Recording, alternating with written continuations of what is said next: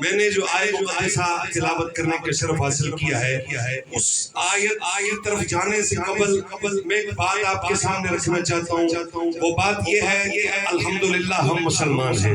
کیا ہیں؟ ہم کون ہیں؟ مسلمان ہیں.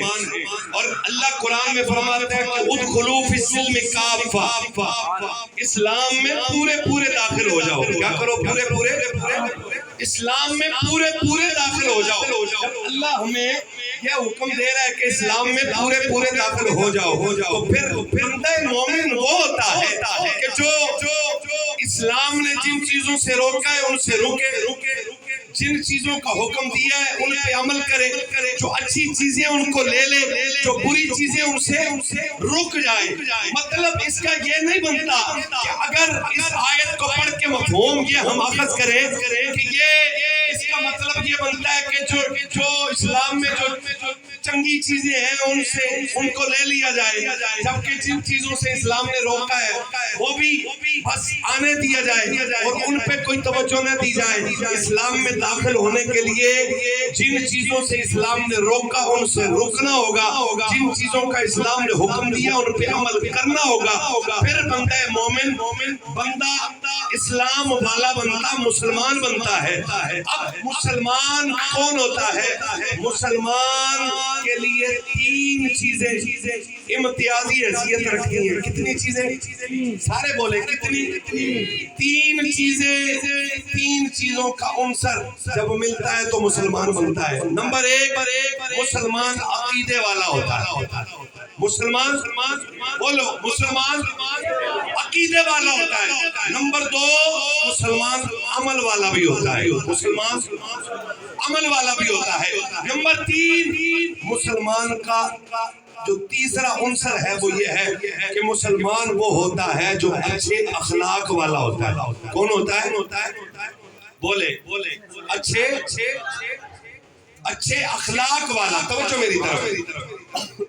میرے نبی پاک سرکار کے غلاموں، اگر ہم غور کریں تو الحمدللہ العظیم اللہ نے ہمیں عقیدہ وہ ستھرا عطا فرمایا ہے کہ الحمدللہ ہم نبی پاک سرکار کی ہر نسبت کو مانتے ہیں. بولو سبحان اللہ. ہم سرکار کی ہر نسبت کو ماننے والے ہیں اور یہ ہمارا صاف اور ستھرا عقیدہ ہے. اور اتنا صاف اور ستھرا عقیدہ ہے کہ اس عقیدے کے اندر کوئی گندگی نہیں ہے. ہر نسبت کا ادب الحمدللہ ہمارے دل میں موجود ہے. نمبر دو، مومن مسلمان عمل والا ہوتا ہے. جس کا عمل چنگا نہ ہو، جس کا عمل ستھرا نہ ہو، اس کے مسلمان ہونے میں شکوک و شبہات پیدا ہو جاتے ہیں. نمبر تین میں نے عرض کیا مسلمان وہ ہوتا ہے جس کا اخلاق اعلیٰ ہوتا ہے، جس کا اخلاق اچھا ہوتا ہے. مشکات شریف کی حدیث میرے مصطفیٰ کریم صلی اللہ علیہ وآلہ وسلم سرکار نے فرمایا، میرے آقا صلی اللہ علیہ وآلہ وسلم سرکار فرماتے ہیں، میرے صحابہ میں تمہیں ایک عمل نہ بتاؤں، کہ اگر تم نے اس پہ عمل کر لیا تو اللہ تمہاری دنیا بھی سنوار دے گا، آخرت بھی سنوار دے گا. میرے آقا حضور سرکار فرماتے ہیں، میرے آقا حضور نے فرمایا اے میرے غلاموں سنو. میرے نبی فرماتے ہیں کہ اے میرے صحابہ یہ تمہاری جو زبان ہے اور اس زبان کو ہمیشہ سیدھا رکھنا. جب یہ زبان سیدھی رہے گی اور اللہ اس زبان کے سیدھا رہنے کی برکت سے اور تمہاری دنیا بھی بہتر کر دے گا، آخرت بھی اچھی فرما دے گا. یہ اخلاق میرے نبی نے ہمیں سکھایا. اور میرے آقا حضور سرکار صلی اللہ علیہ وسلم کے غلاموں، جو میں نے آیہ مقدسہ تلاوت کرنے کا شرف حاصل کیا، میرا مالک اعلان فرما رہا ہے وَبِالْوَالِدَيْنِ إِحْسَانًا. اور اونچا بولو سبحان اللہ۔ میرے آقا حضور سرکار نے اپنے غلاموں سے فرمایا اے میرے غلاموں، رب کا قرآن اعلان فرما رہا ہے کہ اپنے ماں باپ سے احسان کرنا، ماں باپ سے حسن سلوک کرنا۔ اب آقا حضور کے صحابہ سرکار کی خدمت میں آ گئے، آگے عرض کرتے ہیں یا رسول اللہ فدا کا بھی امی، یا رسول اللہ آقا جی ہمارے ماں باپ قربان، یا رسول اللہ ماں باپ سے حسن سلوک کا صلہ رب کیا عطا فرمائے گا؟ میرے نبی پاک سرکار فرماتے اور جناب عبداللہ بن عباس آپ اس حدیث کے راوی آپ فرماتے ہیں کہ آقا حضور نے فرمایا اور جو بندہ اپنے ماں باپ سے حسن سلوک کرتا ہے اس کو سب سے بڑا اللہ کی طرف سے اجر یہ ملتا ہے کہ اللہ اس کی عمر میں برکت عطا کرتا ہے۔ اللہ اس کی عمر میں، یعنی مطلب اور مفہوم یہ بنتا ہے کہ ماں باپ سے حسن سلوک کی وجہ سے اللہ زندگی لمبی کر دیتا ہے، زندگی لمبی کر دیتا ہے۔ اب میرے نبی پاک صلی اللہ علیہ وسلم کے غلاموں صحابہ آقا حضور چونکہ اصحال ثواب کا یہ اپنا ایونٹ اور پروگرام ہے، میرے نبی پاک صلی اللہ علیہ وسلم سرکار کے غلام جناب حضرت انس بن مالک، انس بن سارے پڑھو رضی اللہ تعالی عنہ، میرے آقا صلی اللہ علیہ وسلم سرکار کے غلام ہیں، سرکار کے صحابی، اور یہ وہ غلام ہے کہ جنہوں نے میرے آقا حضور کی خدمت میں 9 سال گزارے۔ کتنے؟ 9 سال۔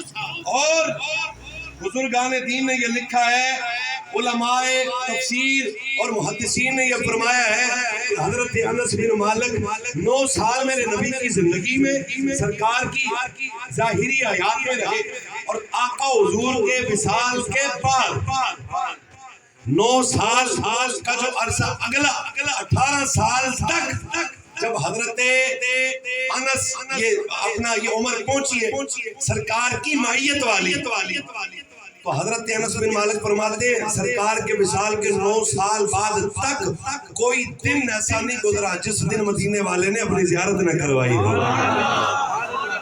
جس دن سرکار نے اپنی زیارت نہ کروائی ہو۔ اب یہ میرے نبی پاک سرکار کے صحابی آقا حضور سرکار کی خدمت میں عرض گناہ ہے یا رسول اللہ آقا جی اصحال ثواب کی بابت ارشاد فرمائیے کچھ۔ میرے آقا حضور نے اپنی وما ینطق عن الہوا والی پیاری زبان کھولی، آپ بھی زبانیں کھول کے بولو سبحان اللہ۔ اور وہ زبان کہ جس زبان کی شان حضرت مجدد اعظم گولروی حضور سیدنا و مرشدنا آقائی و مولائی حضرت امام المسلمین پیر سید مہر علی شاہ گولروی رضی اللہ تعالی عنہ، آپ نے فرمایا تھا نا کہ وہ دے رتبے کوئی نہ تولے، وہ دے رتبے کوئی نہ تولے، کیڑا وہ دی ریس کرے جدے منہ وچوں رب بولے، جدے منہ وچوں رب بولے۔ حضرت انس بن مالک نے سرکار کی خدمت میں عرض کی یا رسول اللہ آقا حضور فرمائیے کہ اصحال ثواب کی بابت کچھ ارشاد فرمائیے۔ تو میرے آقا حضور سرکار نے اپنی زبان کھولی اور سرکار فرماتے انہو لا یصلا، میرے نبی پاک سرکار فرماتے ہیں کہ بے شک مردے کے لیے جو ایصال کیا جاتا ہے وَيَفْرَحُونَ، وہ خوشی محسوس کرتا ہے کما یفرحون بھی احدکم بالہدیہ، میرے نبی نے فرمایا کہ جب مردے کے لیے فوت ہونے والے کے لیے جب اس کے عزیز رشتہ دار دوست احباب بچے اس کی اولاد جب کچھ ہدیہ کچھ اصحال ثواب قرآن پڑھ کے تسبیح و تحلیل پڑھ کے نمازیں پڑھ کے روزے رکھ کے حج و زکات ادا کر کے اور صدقات و خیرات کر کے جب اس کو احسان کیا جاتا ہے، پھر آقا حضور فرماتے ہیں وہ قبر میں جانے والا مومن بندہ وہ اس طرح خوش ہوتا ہے جیسے کسی زندہ بندے کو کوئی تحفہ ملے تو خوش ہوتا ہے، اسی طرح مرنے والا فوت ہونے والا اپنی قبر میں اس طرح خوش ہو رہا ہوتا ہے۔ کیا ہو رہا ہوتا ہے؟ خوش ہو رہا ہوتا ہے. تو جب یہ ہمیں نبی پاک صلی اللہ علیہ وسلم سرکار نے بتا دیا کہ اصحال ثواب کیا جائے تو یہ مرنے والے کے حق میں یہ اچھا بھی ہے، بہتر بھی ہے. اور شرح الصدور کے اندر حضرت امام سیوطی اس روایت کو لائے. آپ فرماتے ہیں کہ حضرت حماد مکی رحمۃ اللہ تعالیٰ نے بہت بڑے اللہ کے ولی ہوئے ہیں، اور جو بزرگان اولیاء اللہ کی اپنا سیر پہ جنہوں نے کلام کیا ہے انہوں نے ان کا نام بھی لکھا ہے. فرماتے ہیں کہ حضرت حماد مکی مکہ المکرمہ کے قبرستان میں موجود تھے. رات آپ لیٹ ہو گئے، ٹائم کافی گزر گیا اور آپ رات وہیں رک گئے، قبرستان میں ہی سو گئے. قبرستان میں سو گئے، بولے تھوڑا سا آپ قبرستان میں سو گئے. حضرت حماد مکی فرماتے ہیں کہ جب قبرستان میں سویا تو میری یہ ظاہری آنکھیں بند ہوئی، اور جب خواب کی حالت میں عالم رویا میں جب میری آنکھیں کھلی تو کیا دیکھتا ہوں کہ پورے مکہ المکرمہ قبرستان کے سارے مردے اپنی اپنی قبروں سے باہر ہیں، اپنی اپنی قبروں سے باہر ہیں. لوگوں کا ہجوم اور حلقہ بنا کے لوگ کھڑے ہیں، لوگوں کا جمع کفیل ہے. حضرت حماد مکی رحمۃ اللہ تعالیٰ علیہ آپ نے ان میں سے کسی ایک بندے کو مخاطب کر کے آپ پوچھتے ہیں اے لوگوں بتاؤ کیا ہوا؟ قیامت آ گئی. یہ لوگوں کا اتنا ہجوم قیامت کا منظر دکھائی دیتا ہے. تو وہ کہنے والا کہتا ہے نہیں قیامت نہیں آئی ہے، قیامت نہیں آئی ہے. تو پھر یہ ہجوم کیسا، یہ لوگ کہاں سے آ گئے؟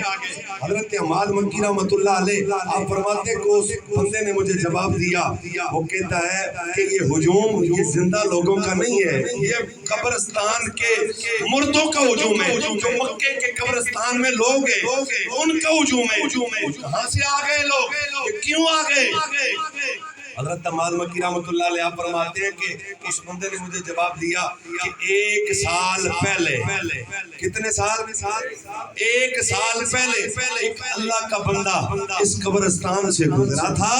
اس نے ایک بار سورۃ الفاتحہ، سورۃ الاخلاص، قل هو اللہ شریف پڑھ کے اس نے ایصال ثواب کیا اس پورے قبرستان والوں کو. پورا سال گزر گیا، ہم مردے آپس میں قل هو اللہ کا ثواب تقسیم کر رہے ہیں. مجھے بتاؤ کہ جب اخلاص کے ساتھ سورۃ الاخلاص پڑھی جائے تو اللہ پورے سال میں بھی ثواب اتنا دیتا ہے کہ پورا سال بھی نیکیاں اکٹھی کرتے رہو. نیکیاں اکٹھی نہیں ہوتی. تو جب بندہ مومن اجتماعی طور پہ بیٹھ کے اپنے مرنے والے کے لیے، اپنے عزیز کے لیے، اپنے بزرگ کے لیے، اپنے چاہنے والوں کے لیے جب اصحال ثواب کا کوئی سلسلہ کیا جاتا ہے تو سوچو اس کی قبر میں اللہ کتنا نور برساتا ہوگا. سرکار فرماتے ہیں، بس گفتگو میں اپنی ختم کر رہا ہوں، میرے آقا حضور سرکار نے فرمایا قیامت والا دن ہوگا جب بندہ مومن دنیا سے جائے گا، ہوگا گناہگار، سیاہکار، بدکار، زمانے کا بھی ہوگا، لیکن جب قیامت والے دن اٹھے گا اس کی قبر میں پہاڑوں جتنا نور ہوگا. کتنا نور؟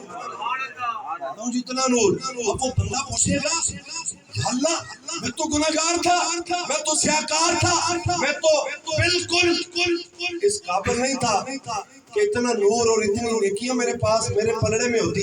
یا اللہ یہ کہاں سے آ گئی، یہ کہاں سے آ گئی نیکیاں؟ تو ادھر سے میرے مصطفیٰ کریم فرماتے ہیں صدائے گی کیا استغفار والدک لکا. اوے بندے مومن، یہ تیری قبر میں یہ جو پہاڑوں جتنا یہ جو نور ہے نا، یہ ایسے نہیں آیا ہے، بلکہ تیرے پتر نے تیرے پیچھے دعائیں استغفار کیا کرتا تھا، تیرا پتر تیرے لیے دعائیں کرتا تھا، استغفار پڑھتا تھا.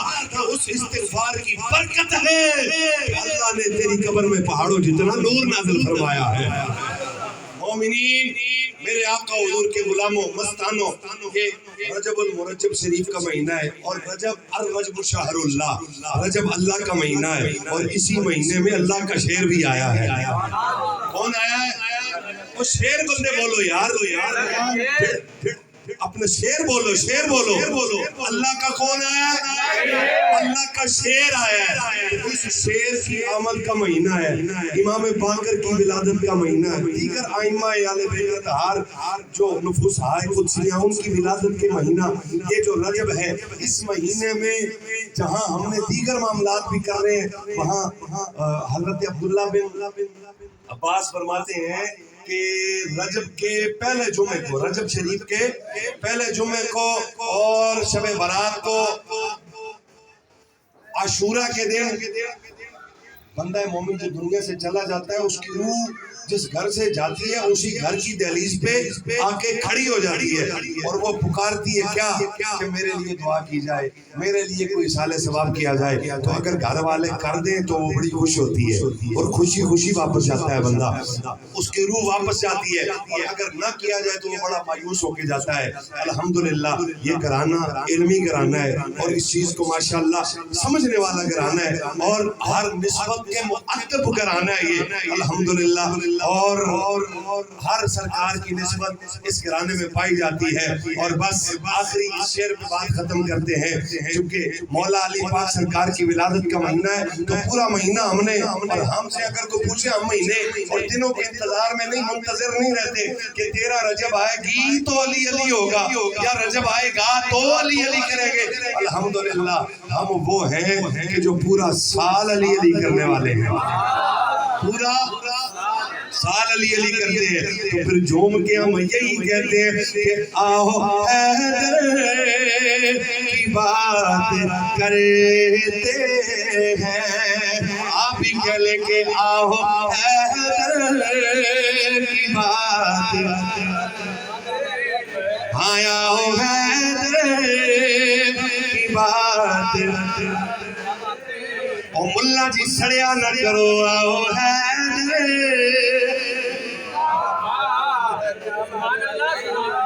سارے پرسو آؤ حیدر کی بات کرتے ہیں، آؤ حیدر کی بات کرتے ہیں، اپنی راہ پر کی بات کرتے ہیں، آؤ حیدر کی بات، پڑھ لو آؤ حیدر کی بات، بس میں چھوڑنے لگا ہوں، آؤ حیدر کی بات۔ اور یہ سمجھنے والوں کے لیے میں شعر پڑھ رہا ہوں کہ ذات کو سری کو چھوڑ کر ملا آب کو سری کی بات کرتے ہیں، آؤ حیدر کی بات، ہاں آؤ حیدر کی بات، ہاں آؤ حیدر، ہاں ذات کو سری کو چھوڑ کر ملا، بعض بزرگوں نے لکھا ہے اِنَّا أَعْطَيْنَاكَ الْكَوْثَرَ، کوثر سے مراد پاک بی بی سیدہ زہرا ہے۔